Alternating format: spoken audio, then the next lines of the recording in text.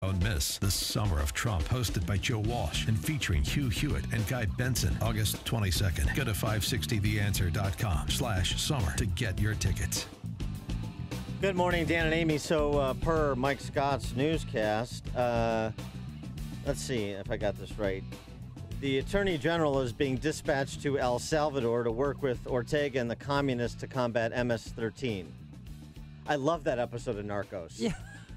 That's how badly Jeff Sessions wants out of Washington right now. Yeah, I'll go Or there. Trump wants him out of Washington. I don't know which, but that is a bizarre story. I mean, the timing of that is just... Come on, it's all just about bizarre. the timing. It's just bizarre. For more on the bizarre of D.C. when it comes to personnel, when it comes to the president's tweeting, when it comes to concurrent investigations into the former DNC head, perhaps, certainly with the arrest of her IT colleague, vendor, the whole family of vendors and car dealers, as well as the requisitioning of Comey's communications from House Judiciary, as well, of course, as the Russian collusion investigations going on in every direction. And I have questions about Scaramucci, huh? Yeah. I think Mike Rogers is afraid. I'm afraid to bring Mike Rogers on. I don't want him to be party to a hate crime. No, with your because impersonations. Scaramucci wants the FBI to investigate leaks of a certain person in the Republican Party. All right, just don't do the... Okay, I won't. Don't do your Vinnie Barbarino. I promise All I right. won't. I'll keep it clean. All right, that's the best I can do. Mike Rogers, former House Intel Committee Chairman, Congressman from the 8th District in Michigan, officer in the U.S. Army, FBI Special Agent. Now he's a television host on CNN. He is a true Renaissance man. Mike, thanks for joining us again. Appreciate it. My dad would just say I can't keep a job. That's all. Yeah, right. Vinnie Barbarino. You're right. Come on, you're pulling that out. Yeah, I got all kinds of references. That was funny. So here, I mean, let's say spin the wheel and pick an investigative track. Why don't we start with Debbie Wasserman Schultz? We were just talking to Jed Babin about it a little bit, but from your perspective, this video of her dressing down the Capitol Hill police chief because he wouldn't give her back her computer, she wants her computer back. The complete lack of interest, it seems to me, from the former DNC head and members of the Democrat caucus about getting to the truth of the alleged DNC hack, and then all the swirl about this Pakistani IT guy and his family and the fleeing and the arrests and the money, and not to mention their access to communications from ranking members of Democrat ranking members of a lot of sensitive committees, so the information they could have had access to. I mean, this seems to me like a real story that is being wildly underreported and under-amplified by the Republicans. Couldn't agree more. I mean, there is clearly something to this, which is, by the way, the other reason I think that even the DNC, it doesn't want to provide the FBI their server. I think there is more going on to this story than we have been led to believe. And it's going to be interesting to watch as it unfolds. You know, again, I think two things are going on. One, I think there's some embarrassing, probably, communications that they don't want to get out to their own party. If you remember some of the Podesta emails, right, were, they would disparage the people who they were claiming to be, Democrats in their own party. That was an embarrassing thing. But with the arrest of the IT guy, that tells me that there is more than just embarrassing emails. There may be some criminal activity that needs to be investigated. And when it came to Debbie Wasserman Schultz, I mean, she lost her position as head of the DNC chair because of those embarrassing emails.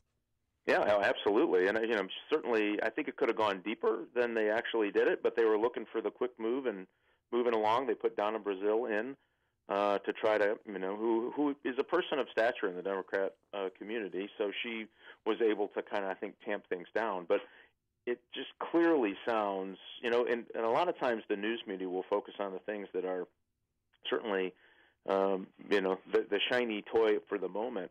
But the investigators will plow through these leads wherever they take them. And it sounds to me there's more going on in this IT scandal that is going to reach into other Democrat members. I mean, this is clearly, where there is in the FBI, that arrest, we would say, is a clue. Yeah, right. I mean, going on. In this story, we have an arrest by the FBI. I mean, that and seems, we have evidence. Yeah, physical evidence. That seems to be substantial, certainly more substantial than the political demagoguery we have with respect to many of these other investigations. No, exactly. And so I'm telling you, if the FBI went in and made an arrest, with everything else going on, it tells me that they have plenty of evidence to get there, because this isn't an accusation. This was an arrest. And it also tells, it should also tell us that as much criticism as Jeff Sessions is currently receiving from Donald Trump, Department of Justice is not sitting on their hands. They've been pursuing a raft of cases, and you're now seeing some of the fruits of those investigations. Well, absolutely. And I know these investigators well. I used to be an FBI agent. I get their mentality. They won't pay attention to all the fluff in the news. They're going to pay attention to the leads that they have, and they are going to doggedly go down those trails. And so I don't care if he can fire Jeff Sessions tomorrow, President Trump.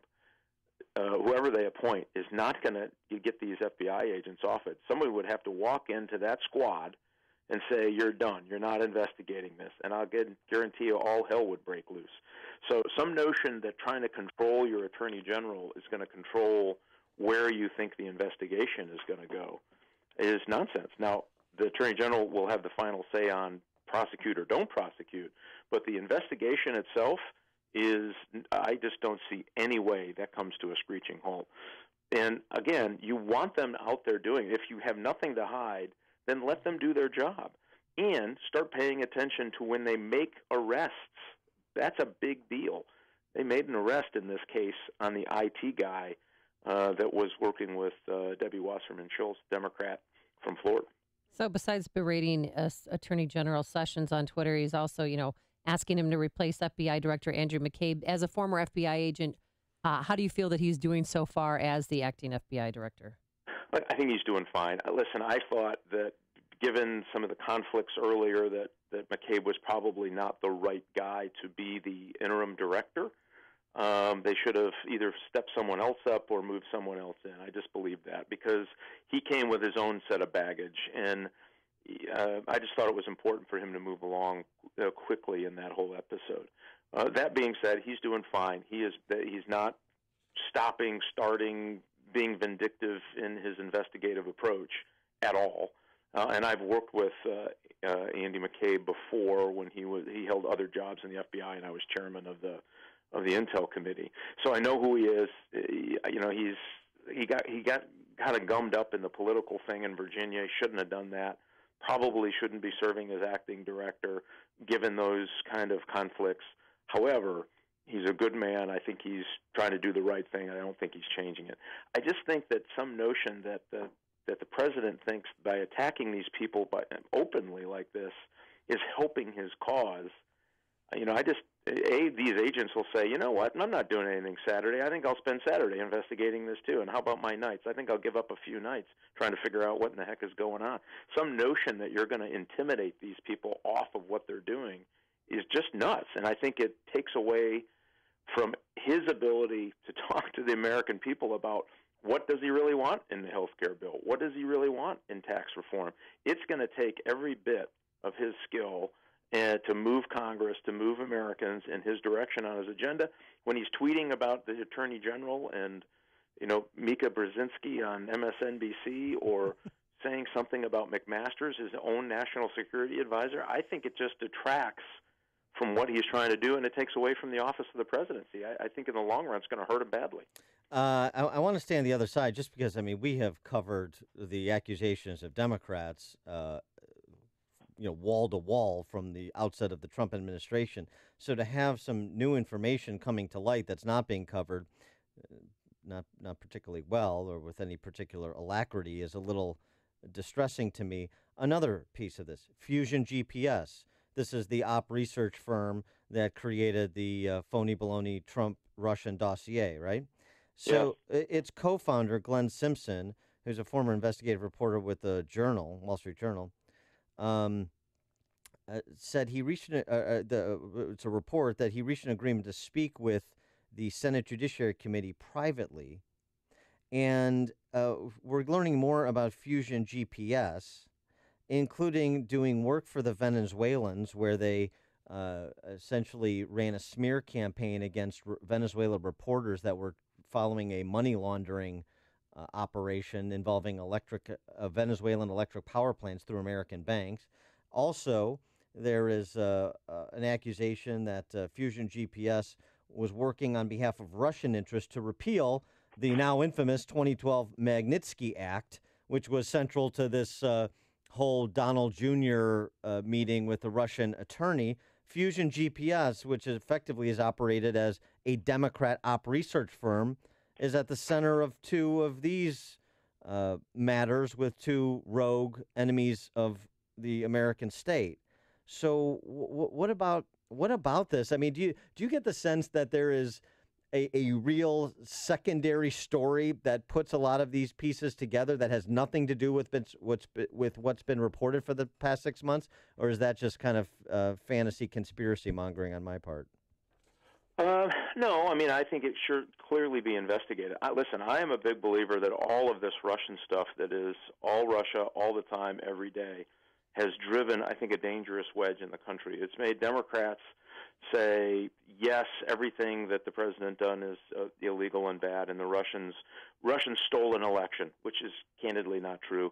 And Republicans saying, nah, the Russians, they're fine. Don't worry about it. There's nothing to worry about here. I think that's not true. And so I worry about the level of our debate that you can't get in to a real investigative conclusion on all of this. My argument is we ought to stop talking about every little lead. You know, if you put 100 bits of facts on the table and I only get to see 3, I'm going to come to the wrong conclusion just about guaranteed.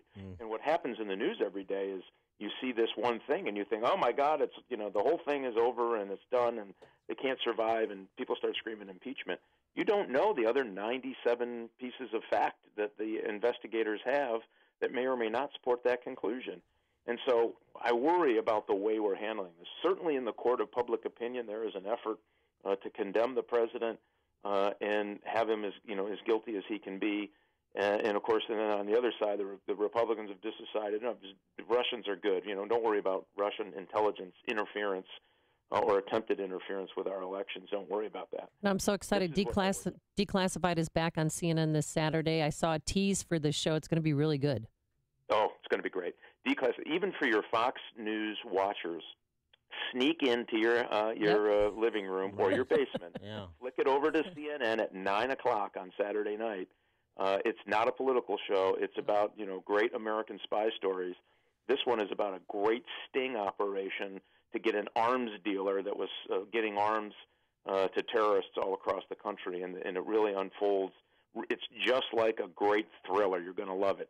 It's Declassified on CNN on Saturday night. And listen, you don't even have to tell the rest of your family you watched it. You can watch it without saying you flipped it off of Fox News. It's going to be fantastic. That's the same thing I do when I watch Don Lemon's New Year's Eve party. Yeah, it's a guilty pleasure. Just like your guilty pleasure. Exactly. Mike Rogers, the host of Declassified on CNN, premiering on Saturday night, as he just described, former House Intel Committee Chairman, U.S. Army officer, FBI Special Agent. Mike, always a pleasure. Thanks for joining us. Hey, thanks, Dan and Amy. Always great to catch up.